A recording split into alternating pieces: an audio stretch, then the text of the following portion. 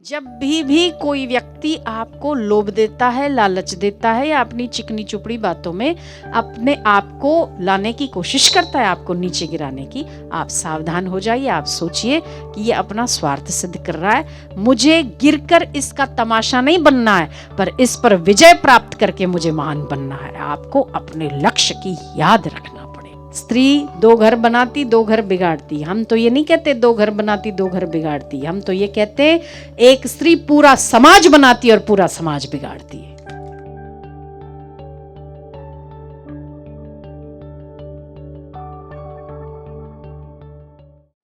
एक शक्ति होती है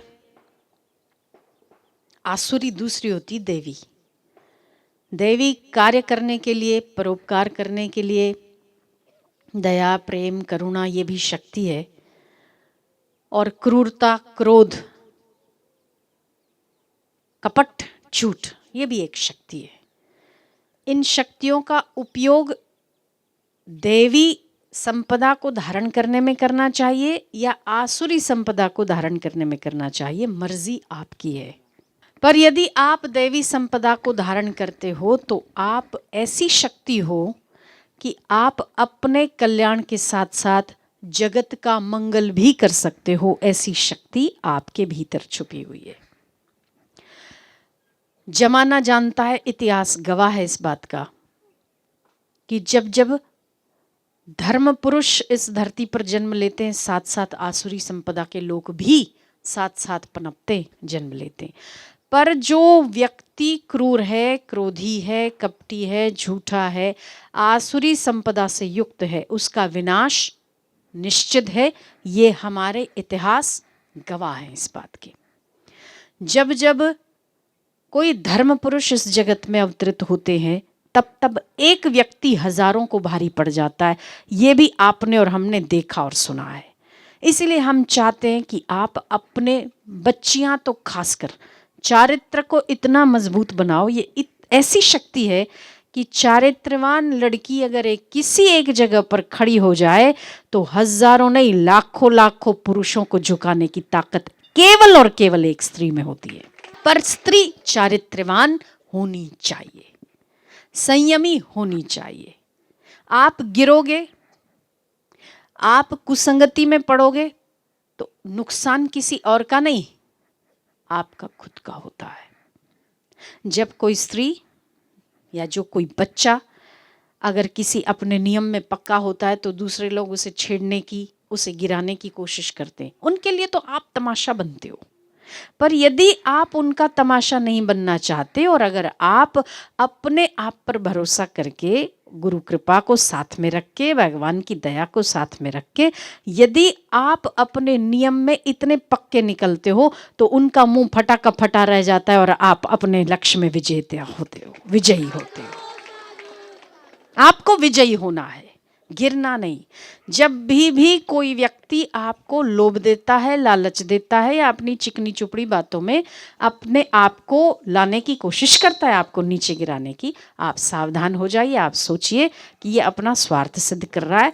मुझे गिरकर इसका तमाशा नहीं बनना है, पर इस पर विजय प्राप्त करके मुझे महान बनना है। आपको अपने लक्ष्य की याद रखना पड़ेगा, उसमें भी बच्चियां खास, क्योंकि आजकल ज़माना बच्चियों को गिराने का, चरित्रहीन बनाने का, टीवी, मोबाइल, नेट, सब जहाँ भी देखो बच्चियों को केवल शो पीस होता है ना। दंत सुरक्षा की ऐड हो, अब दांतों की ऐड में स्त्रियों की ज़रूरत नहीं, कपड़ों की ऐड में ज़रूरत नहीं, किसी ऐसी ऐसी चीज़ों में भी देखो तो लड़कियां वो भी नंग धड़ंग दिखा देते हैं। ये लड़कियों का उपयोग नहीं, दुरुपयोग। पर हमें अगर चारित्रवान बनना है तो हमें जो लोग करते उससे अगर हटकर करेंगे तभी हम कहीं ना कहीं सम्माननीय हो जाएंगे। तो जो जमाना चलता है उसके अनुसार तो आप अगर ढल जाओगे तो आप में और लोगों में कोई फर्क नहीं है। जैसे लोग चलते वैसे अगर आपने चल लिया तो कोई बड़ी बात नहीं है। पर लोगों से हटकर जब आप अपने कुछ नियम और संयम की रक्षा करते हो तब आप श्रेष्ठ महान व्यक्ति और महान नारी बनते हो। और वही एक नारी ब्रह्मा विष्णु महेश पर भी भारी, महान नारी ब्रह्मा विष्णु महेश पर भी भारी पड़ जाती है। पड़ी थी ना, अनसुया पड़ी थी। किसी पुरुष ने ब्रह्मा विष्णु महेश को बच्चा नहीं बनाया, पर एक स्त्री ने बना लिया। तो स्त्री में वैसी ताकत है।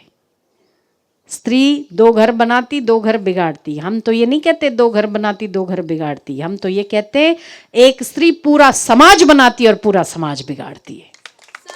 ऐसी ताकत स्त्रियों में है।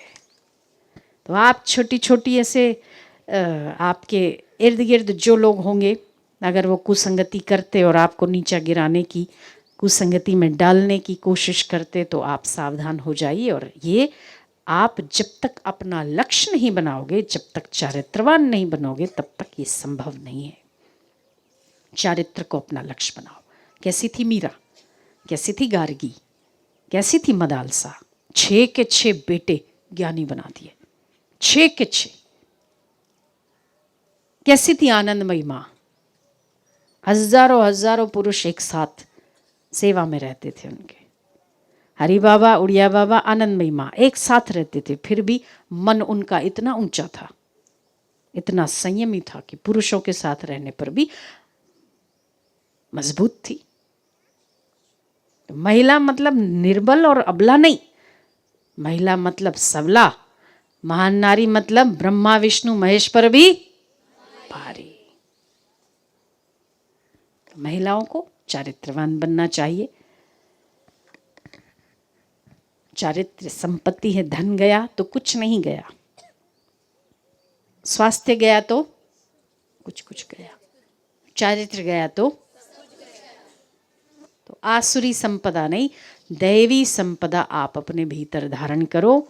और एक नारी हजारों पर भारी, ऐसा होना चाहिए। वो कब हो सकता है? जब आपका चारित्र मजबूत होता है।